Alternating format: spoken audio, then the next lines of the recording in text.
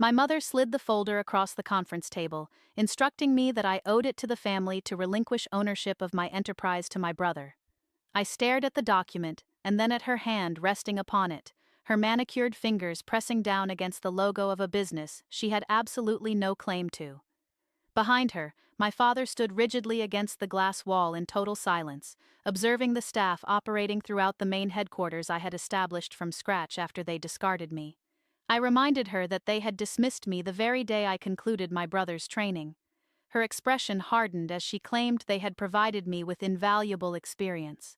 When I countered that she had simply handed my position to Caleb, she leaned in closer, asserting that I was now going to transfer what rightfully belonged to him from the very start.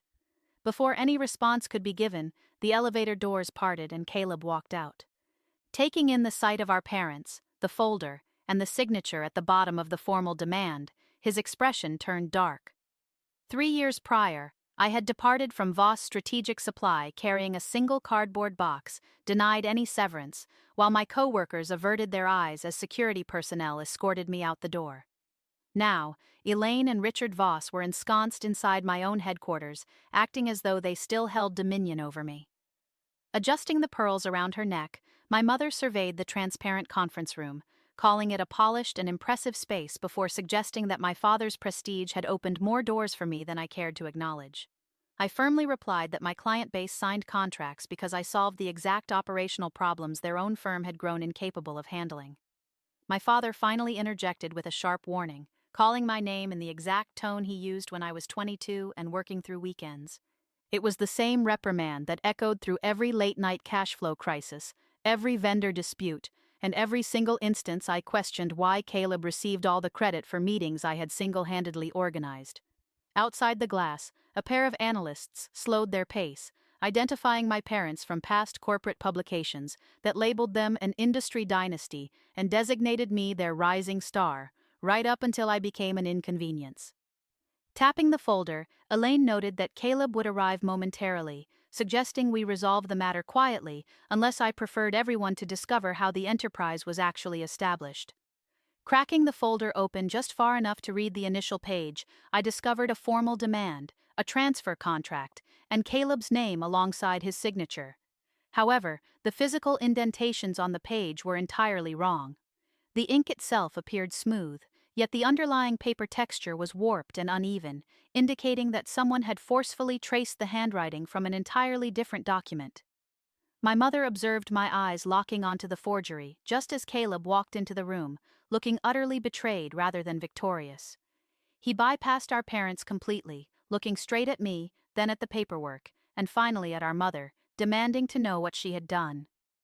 Elaine turned her head with deliberate slowness, reviving a chilling gesture from my youth whenever I spoke out of turn at the dinner table, and commanded him to sit down.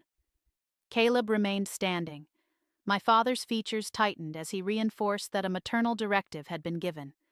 Caleb kept his gaze fixed on the page before me, stating clearly that the handwriting belonged to him.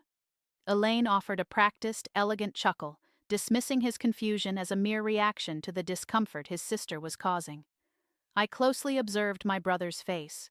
For 3 long years, I had envisioned this exact confrontation playing out in an entirely different manner. I had pictured him entering my office wearing that familiar, effortless grin, prepared to claim yet another asset he had done nothing to earn. I had imagined him expressing gratitude to our parents while I was forced to listen to the old lecture that my efforts only possessed value when someone else stood to inherit them. Instead, his hands were balled into fists at his sides. Those hands brought back memories of him holding a clipboard 3 years ago in the warehouse office at Voss Strategic Supply while I trained him. I remembered tapping the monitor and explaining that inventory turnover data had to be submitted every Friday, warning him that a single oversight would lead purchasing to overorder, spike storage expenses, and leave operations taking the blame from finance. Caleb had simply leaned back, spinning a pen through his fingers, accusing me of treating every scenario like an impending catastrophe. I told him it became a catastrophe precisely because no one bothered to verify the metrics. He had smirked, noting that was the exact reason I was there, while our mother, standing in the doorway, chimed in to agree that I excelled at the grueling tasks, while Caleb possessed the gift of making people feel at ease. I should have recognized the profound warning embedded in that interaction. For 2 years, I completely revitalized their enterprise while they categorized my grueling labor as merely helping out. I structured payment extensions with vendors when accounts were profoundly past due, reclaimed patrons after botched shipments, and even covered payroll deficits out of my personal bank accounts, because my father claimed the bank processing error was brief, and my mother insisted family members do not keep score. Caleb arrived late, left early, and received standing ovations merely for recalling a supplier's name, while I stayed past midnight only to be criticized for having a cold demeanor. The moment he finished the training protocol, my mother summoned me to the main executive suite. Caleb was absent, and my father stood by the window, entirely refusing to make eye contact. Seated behind the desk I utilized daily, Elaine clasped her fingers together and told me I had become unmanageable. Assuming it was a joke, I listened as she claimed I had made everyone miserable while securing the Northline contract renewal. My father cleared his throat, adding that the enterprise required a more approachable public face. Looking back and forth between them, I demanded clarification, prompting Elaine to state that Caleb would assume my position effective immediately. My mouth went dry as I argued that I had trained him strictly to support the operational side, but she countered that the training was necessary to ensure organizational continuity. When I asked if Caleb was aware, her gaze sharpened as she stated he understood familial obligation far better than I did. That concluded our conversation right before security guards materialized in the corridor. There was no severance package, no handover window, and no expression of gratitude. I was left with a single cardboard box, walking past 27 peers who suddenly found their computer screens utterly fascinating while I carried my desk plant under my arm. Caleb never reached out that evening, nor the following day, nor the week after. Consequently, I formulated the only explanation that made logical sense. He coveted the position, and I had been foolish enough to hand him the blueprint. Now he stood inside my headquarters, staring blankly at a signature that bore his likeness but had drained all the color from his face. He quietly murmured that he had never signed the document. Elaine intervened instantly, attributing his nerves to my long-standing ability to make others feel insignificant. A breath escaped me that was almost a laugh, and Caleb finally confronted her directly, stating explicitly that he had never authorized the paperwork. My father abandoned his post by the glass partitions and walked over to click the conference room lock shut. That sound transformed the atmosphere entirely. My workforce remained just outside the glass, and my enterprise continued running all around us, but within that transparent box, I was instantly transported back to the old corporate office, realizing my parents had predetermined my fate long before they ever called me in. Reaching into her leather bag, Elaine spoke in a low, velvety tone, telling me I always insisted on complicating matters. She extracted a second document and placed it squarely over the first. This paperwork was not a mere demand. It was a formal shareholder transfer contract, and at the bottom sat my official corporate seal, already stamped in blue ink. I snatched the agreement before she could pull it back. The impression was completely authentic, not a digital scan or a cheap replication. The blue stamp occupied the bottom margin, bearing the precise registration flaws that my legal advisors utilized exclusively on internal board records and ownership data. My stomach sank as I demanded to know how she obtained it. Elaine met my gaze directly, claiming the seal belonged on paperwork associated with resources established from the family foundation. I corrected her firmly, stating the seal belonged exclusively to my corporation. Before another word could be uttered, my father acted, unlocking the door and flinging it open wide enough for our voices to carry out onto the main floor. His tone shifted instantly into a booming, serene public register as he directed his words past me toward the observing staff, stating that no one desired an ugly conflict, but I had evaded this ownership matter for far too long. The entire office shifted dynamically. Conversation ceased instantly across the floor. My director of operations paused over her tablet, and a pair of account executives froze right next to the printer. Through the glass, I observed my chief financial officer, Lena, emerge from her office holding a folder. Elaine pressed a hand to her heart, putting on a display of maternal concern as if addressing an assembly of investors, softly stating that they had attempted to manage the situation quietly, though I had always faltered when required to confront reality. I could feel the jaws of the trap snapping shut. Responding with anger would paint me as unstable, while maintaining silence allowed their false narrative to dominate. Caleb looked between our parents and the growing crowd of employees outside, questioning why they chose to stage this confrontation here. Richard ignored him entirely, stating aloud that his daughter simply respected external witnesses more than her own bloodline. Lena reached the threshold of the room, and I held up the stamped contract, instructing that no one was to leave the floor with the document. Elaine smiled warmly at Lena, as if greeting an old acquaintance, assuming she was the financial lead and inviting her to listen closely. She announced to the room that the corporate entity had been built using proprietary client indices, restricted pricing records, and contract blueprints that never belonged to me. Lena looked toward me, her expression conveying a critical question rather than suspicion, and I offered a single firm shake of my head. My mother opened her portfolio to retrieve a small collection of printed communications, identifying them as correspondence from the foundational months of my startup, involving clients who maintained active ties with their enterprise. She arranged them across the table one by one, angling the text so Lena could read it. I recognized the subject headings and my own phrasing instantly. However, as Elaine flipped a page, I noticed a file attachment listed beneath a message that I knew with absolute certainty had never included one: a client database export. My heart pounded fiercely. I stated clearly that the attachment was missing from the original correspondence.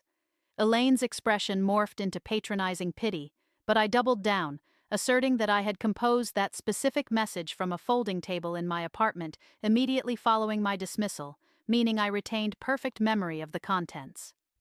Richard let out a brief laugh, asking if everyone was truly expected to believe I recalled every single email from 3 years prior.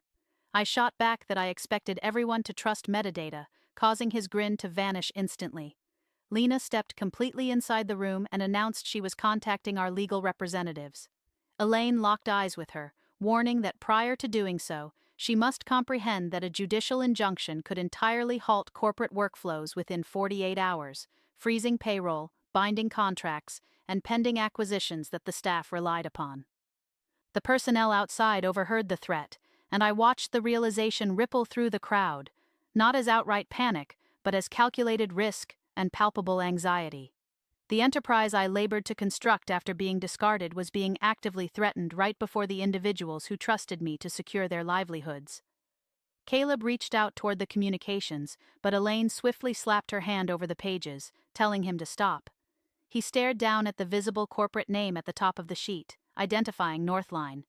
My father glared at him sharply, but Caleb looked up deliberately, stating that Northline was already terminating their relationship before I was ever let go. Richard issued a quiet, sharp warning that his future hung entirely on his capacity to remember events correctly. Caleb's expression transformed once more, showing clear recognition rather than terror. Lena asked me directly if I required security presence. Elaine smiled faintly, noting that security guards possessed no power against a judicial mandate. I agreed, but noted that security could successfully prevent falsified paperwork from exiting the premises. For a brief fraction of a second, my mother's composure wavered, a tell too brief for anyone to catch unless they had spent a lifetime studying her expressions to survive them. Turning directly to Caleb, I posed the single inquiry that mattered: whether he had provided them with my corporate seal. He looked at the stamped contract, and then at our father, stating firmly that he hadn't, though he knew exactly who did. Richard stepped forward to silence him, but Caleb stood his ground, dropping his voice to state that the file originated from our father's personal computer. For the very first time since they set foot in my headquarters, an expression of genuine fear crossed my father's face. It was not outrage or shock, but raw fear that shadowed his features and vanished just as rapidly, yet both Caleb and I witnessed it. Richard commanded him to cease speaking, but Caleb reached into his coat pocket.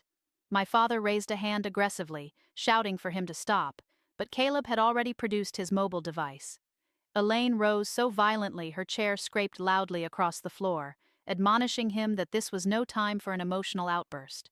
He bypassed her gaze completely to unlock the device, remarking on the irony that she always labeled it emotional whenever someone chose to remember the actual truth. I had never heard him confront her in such a manner. Lena leaned in close to me, whispering that she was immediately restricting all document authorizations. I told her to proceed, and she turned toward the doorway to instruct the director of operations to initiate a live system trace, cut off external document pathways, and extract every single seal utilization log from the preceding 30 days, ensuring nothing could be deleted. That single command shifted the power balance entirely. My mother's curated performance began to fracture, and my father stopped focusing on me, turning his attention to the employees gathered outside the glass. Caleb opened a directory on his device where the files were organized by dates, spanning from 3 years prior to the months following my dismissal. He explained that he began archiving records immediately after my departure, not out of complete understanding, but because suppliers kept demanding payments for overdue accounts he was told never existed. He added that patrons routinely questioned why operational commitments I had made were suddenly missing from the database, and financial metrics were constantly altered post-meeting. Elaine cut in sharply, asserting that he was simply overwhelmed and confused, but Caleb corrected her, stating he was left unprepared, noting the profound difference. That statement carried far more weight than I anticipated. For years, I had envisioned him occupying my former office, utterly self-satisfied and bathed in unearned accolades. I had never pictured him suffocating beneath the exact operational wreckage I had been managing, all while the family refused to acknowledge the crisis even existed. He angled the screen toward me to display the folder previews, revealing digital captures, scanned paperwork, and redirected communications. He explained to me that after I was let go, our father asserted he needed to sign standard organizational cleanup forms, vendor adjustments, board validations, and training records, claiming I had left tasks unresolved. My father lowered his voice, arguing that Caleb was an officer of the firm signing routine documentation. Caleb looked at him blankly and revealed they were completely blank pages, a revelation that hit the table like shattered glass. I stared at him in disbelief, and he confirmed with a nod that there were stacks of them, signature pages and sign-off forms, some carrying titles and others completely bare.